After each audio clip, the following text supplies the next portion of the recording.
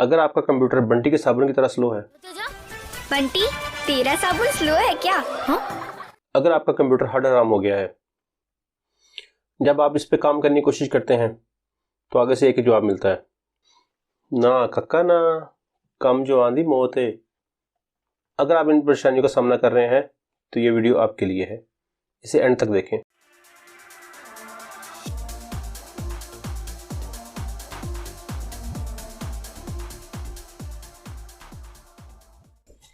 अस्सलाम वालेकुम, welcome to my channel. Slow computer की परफॉर्मेंस को बेहतर करने के 3 स्टेप हैं। पहला अंदरूनी साफ सफाई, दूसरा बैरूनी साफ सफाई और तीसरा हार्डवेयर अपग्रेड। अंदरूनी सफाई यानी कि सॉफ्टवेयर क्लीनिंग। वक्त के साथ विंडोज स्लो हो जाती है क्योंकि मुख्तलिफ सॉफ्टवेयर इंस्टॉल और अनइंस्टॉल करने की वजह से बैकअप फाइल, ब्लोटवेयर और वायरस की फाइल्स में इजाफा होता रहता है। इसलिए कोशिश करें कि सिस्टम में कोई भी गैर ज़रूरी सॉफ्टवेयर इंस्टॉल ना करें। अगर आप नई विंडो नहीं करना चाहते तो ऐसी सूरत में सिस्टम की टेम्परेरी फाइल्स को वक्तन फ़वक्तन डिलीट करते रहा करें। विंडोज़ की परफॉर्मेंस स्मूथ रखने के लिए मैं एक अलग से वीडियो बना दूंगा जो कि मेरे चैनल पर जल्द ही अपलोड हो जाएगी, वो भी देख लीजिएगा। सबसे बेहतर तो ये है कि आप नई विंडो कर लें और अगर मुमकिन हो तो अपना तमाम ज़रूरी डाटा निकाल के हार्ड डिस्क की पार्टीशन को तोड़कर दोबारा पार्टीशन करें और फिर विंडो करें। विंडोज़ की क्लीन इंस्टॉलेशन की इंस्ट्रक्शन के लिए अगर आपको वीडियो चाहिए तो मुझे कमेंट सेक्शन में लाजमी बताइएगा, मैं उसके लिए वीडियो बना दूंगा। बैरूनी साफ सफाई यानी hardware clinic. Dust electric devices के लिए एक तरह का स्लो पॉइजन होती है। डस्ट में कार्बन होता है जो कि शॉर्टेज का बायस बनता है। ये शॉर्टेज इतनी कम होती है जो कि फिजिकल डैमेज तो नहीं करती लेकिन परफॉर्मेंस को काफ़ी कम कर देती है। इसलिए वक्तन फ़वक्तन हार्डवेयर क्लीनिक ज़रूरी है। अगर आपको इलेक्ट्रॉनिक्स की थोड़ी बहुत इंफॉर्मेशन है, आप मदरबोर्ड को सर्फ और टूथब्रश के साथ वॉश भी कर सकते हैं और उसको अच्छी तरह खुश्क करने के बाद इस्तेमाल कर सकते हैं। खुश्क करने के साथ साथ अगर आप उसको थोड़ी हीट दे लें तो वो बेहतर रहेगा। लेकिन अगर आप टेक्निकल नहीं है तो बड़ी मेहरबानी फिर पंगा ना लो। नॉर्मल सफाई के लिए ब्लोअर की मदद से डस्ट को अच्छी तरह साफ कर लें। रैम निकालकर रैम सॉकेट को टूथब्रश की मदद से अच्छी तरह साफ कर लें। रैम के पॉइंट्स को रबर से अच्छी तरह साफ कर लें ताकि किसी किस्म का कार्बन ना रहे। क्लीनिंग में सबसे ज़रूरी प्रोसेसर का हीट सिंक है। प्रोसेसर के हीट सिंक को अच्छी तरह साफ कर लें, उसमें किसी किस्म की डस्ट ना रहे ताकि कूलिंग सिस्टम अच्छी तरह से काम करे और आपका सिस्टम गर्म ना हो, जिससे आपके सिस्टम की परफॉर्मेंस बेहतर हो जाएगी। सबसे लास्ट स्टेप है हार्डवेयर अपग्रेड। हमारे यहाँ एक मिसकॉन्सेप्ट है कि हम रैम अपग्रेड करके समझते हैं कि हमारा सिस्टम अपग्रेड हो चुका है, जबकि अगर हम रैम अपग्रेड करते भी हैं तो हमें सिस्टम की परफॉर्मेंस में थोड़ा सा फ़र्क महसूस होता है। बहुत कम चांस है कि हम प्रोसेसर को भी अपग्रेड करें, जबकि उसको अपग्रेड करने से भी आपको परफॉर्मेंस में बस थोड़ा सा ही फ़र्क महसूस होगा। लिहाजा एक बात अच्छी तरह समझ लें कि रैम और प्रोसेसर को अपग्रेड करने से बहुत ज़्यादा फ़र्क नहीं पड़ता, क्योंकि रैम और प्रोसेसर आपके मदरबोर्ड की कैपेसिटी के हिसाब से ही अपग्रेड होती है। उससे ज़्यादा अगर आप सिस्टम अपग्रेड करना चाहेंगे तो आपको कंप्लीट सिस्टम ही अपग्रेड करना पड़ेगा, ना कि सिर्फ रैम और प्रोसेसर। कंप्यूटर को अपग्रेड करने और उसकी स्पीड को बढ़ाने के लिए हम जिस चीज़ को सबसे ज़्यादा नज़रअंदाज करते हैं वो है उसकी स्टोरेज। हद तो ये है कि हम पूरे का पूरा सिस्टम तब्दील कर लेंगे लेकिन हार्ड डिस्क वही पुराने लगाएंगे, और उसके लिए हमारे पास सबसे बड़ी एक्सक्यूज़ ये है कि उसमें हमारा डाटा पड़ा हुआ है। किसी भी स्टोरेज डिवाइस में सबसे अहम उसकी रीड और राइट स्पीड होती है, जो कि हम सिरे से नज़रअंदाज कर देते हैं। हम कैपेसिटी बढ़ा लेने को हार्ड डिस्क अपग्रेड का नाम देते हैं, जबकि वो अपग्रेड नहीं हुई होती, सिर्फ उसकी स्टोरेज बढ़ जाती है। रैम और प्रोसेसर की अहमियत अपनी जगह। आपकी रैम और प्रोसेसर कम से कम सॉफ्टवेयर की मिनिमम रिक्वायरमेंट के मुताबिक होने चाहिए, उससे बढ़ के हो जाए तो बेहतर है। मिसाल के तौर पे विंडोज़ 10। अब आपके जहन में यही कंसेप्ट है कि विंडो 10 करने के लिए अच्छा प्रोसेसर और ज़्यादा रैम चाहिए, जबकि विंडो 10 के लिए सिंगल कोर का 1 गीगाहर्ट्ज़ प्रोसेसर, 32 बिट विंडो के लिए 1 GB रैम, 64 बिट विंडो के लिए 2 GB रैम की रिक्वायरमेंट है। अब ज़रा अपने सिस्टम की स्पेसिफिकेशन चेक करें। आपके पास dual core, core 2, core i3, core i5, core i7 के प्रोसेसर होंगे। उसमें कम से कम 4 GB या 8 GB रैम होगी, फिर भी आपका सिस्टम स्लो होता है। ऐसा क्यों है, जबकि ज़रूरत इससे काफ़ी कम की होती है? फिर भी क्या वजह है कि आपका पीसी स्लो है या वक्त के साथ साथ स्लो हो जाता है? जब रैम ठीक है, प्रोसेसर ठीक है, बल्कि ज़रूरत से कुछ ज़्यादा है, तो फिर मसला कहाँ है?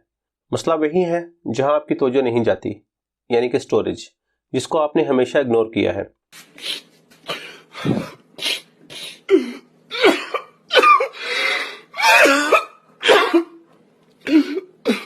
स्टोरेज की रीडिंग और राइटिंग स्पीड की ज़रूरत को समझने के लिए आप यूँ समझ लें कि 2 स्टूडेंट हैं, दोनों एक जैसे ज़हीन हैं, दोनों को एक जैसी चीज़ें याद हैं, लेकिन एक की लिखने की स्पीड ज़रा कम है। अब होगा क्या?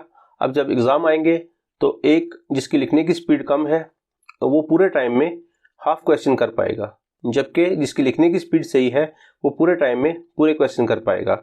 आप किसको ज़्यादा प्रेफर करेंगे, तेज़ लिखने वाले को या आहिस्ता लिखने वाले को? जबकि दोनों का जहन एक जैसा है, दोनों की याददाश्त एक जैसी है। मेरे ख्याल में आपका जवाब होगा जो तेज़ लिखता है। अगर फिर भी आपको बात समझ नहीं आई तो मज़ीद समझा देता हूँ। आप लोगों ने सैंड क्लॉक तो देखा ही होगा, सैंड क्लॉक का नहीं पता? रेत वाली घड़ी यार, उसकी भी समझ नहीं है। आवर ग्लास, उसकी भी समझ नहीं है तो गूगल कर लें। इसकी एक साइड पे रेत होती है जिसने दूसरी साइड पे जाना होता है। इस तमाम प्रोसेस में तकरीबन इसको 1 घंटा लग जाता है, और इतना टाइम लगने की वजह दोनों के बीच में एक तंग जगह है। अब आप इसको यूं समझ लें कि रेत डेटा और कमांड है, जबकि भरा हुआ हिस्सा रैम और प्रोसेसर है, और खाली हिस्सा कंप्यूटर का आउटपुट और रिजल्ट है। रिजल्ट किसी चीज़ को सेव करने के बारे में भी हो सकता है, और रिजल्ट उसका आउटपुट भी हो सकता है। अब इन दोनों में रुकावट क्या है? वही तंग हिस्सा जो कि आपकी स्टोरेज है। क्या हो अगर वो तंग हिस्सा थोड़ा बड़ा हो जाए, यानी कि इस हिस्से को अगर हम रैम और प्रोसेसर के बराबर नहीं कर सकते तो कम से कम उसके मुताबिक तो कर सकते हैं। मेरे ख्याल में इस मामले में कुछ मज़ीद कहने की ज़रूरत नहीं है, रिजल्ट तो आप समझ ही गए होंगे। स्टोरेज के लिए जो हमारे यहाँ सबसे कॉमन है वो है हार्ड डिस्क। हार्ड डिस्क वैसे तो ठीक है, लेकिन ये वही पहला स्टूडेंट है जो ज़हीन है, याददाश्त भी अच्छी है, लेकिन लिखने में देर करता है। दूसरा, हार्ड डिस्क एक मैकेनिकल डिवाइस है जो कि जितनी भी अच्छी हो वक्त के साथ साथ स्लो हो ही जाएगी। अब इसका हल क्या है? क्या अपने सिस्टम से हार्ड डिस्क निकाल के बाहर फेंक दें? रुको जरा, सब्र करो, बोला धक्का बुक्की नहीं करने का। अगर आप नई हार्ड डिस्क खरीद रहे हैं तो कोशिश करें 7200 RPM वाली हार्ड डिस्क खरीदें। इसकी रफ्तार दूसरी हार्ड डिस्क की निस्बत थोड़ी बेहतर होती है, लेकिन फिर भी हार्ड डिस्क तो हार्ड डिस्क है। इसके काम करने का तरीका वही रहेगा, और ये वक्त के साथ स्लो लाजमी होगी।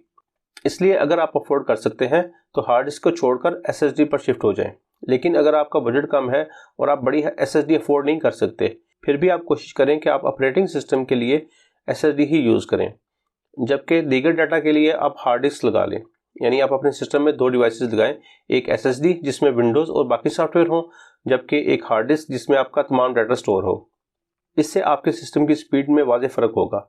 अगर आप बड़ी SSD अफोर्ड नहीं कर सकते तो कोशिश करें आप उतनी SSD लगा लें जिसमें आपकी विंडोज़ और बाकी सॉफ्टवेयर इंस्टॉल हो जाएं, और डाटा सेव करने के लिए आप हार्ड डिस्क की इस्तेमाल करें। इस काम के लिए आपको 64 से 128 GB वाली SSD काफ़ी होगी। कोशिश करें कि 64 GB से कम वाली SSD ना लगाएं, क्योंकि बाद में फिर सॉफ्टवेयर इंस्टॉल करते वक्त आपको फिर परेशानी होगी। हार्ड डिस्क और SSD की परफॉर्मेंस का कंपैरिजन करने के लिए आपको दोनों चीज़ों के काम करने का तरीका समझना पड़ेगा, जो कि काफ़ी सिंपल है। हार्ड डिस्क मैकेनिकली काम करती है, जबकि SSD डिजिटली काम करती है। इसको आप यूं समझ लें कि हार्ड डिस्क में डाटा एक ढेर की सूरत में पड़ा हुआ है, और इस ढेर में से मतलूबा डाटा निकालने के लिए एक ही वर्कर है जो कि उस ढेर को छांट के उसमें से डाटा निकाल के लाता है, और वो वर्कर भी वक्त के साथ साथ स्लो हो जाता है, क्योंकि हार्ड डिस्क का सारा सिस्टम मैकेनिकल होता है, और मैकेनिकल चीज़ वक्त के साथ साथ अपनी परफॉर्मेंस कम कर देती है। जबकि SSD में तमाम डाटा तरतीब से पड़ा हुआ होता है, और मतलूबा डाटा निकालने के लिए वर्कर अलग अलग काम कर रहे हैं, और वो वक्त के साथ स्लो भी नहीं हो रहे, क्योंकि वो डिजिटली काम कर रहे हैं, ना कि मैकेनिकली। अब आप अच्छी तरह समझ गए होंगे कि आपने अपने स्लो या पुराने PC से कैसे बेहतर परफॉर्मेंस लेनी है। इससे रिलेटेड आपके जहन में कोई भी सवाल आए तो आप कमेंट सेक्शन में मुझसे पूछ सकते हैं, और मैं भी कोशिश करूँगा कि ऐसी वीडियोज़ वक्तन फ़वक्तन अपने चैनल पे अपलोड करता रहूँ। आज की वीडियो के लिए सिर्फ इतना ही। अपना और अपनों का ख्याल रखें। मिलते हैं अगली वीडियो में।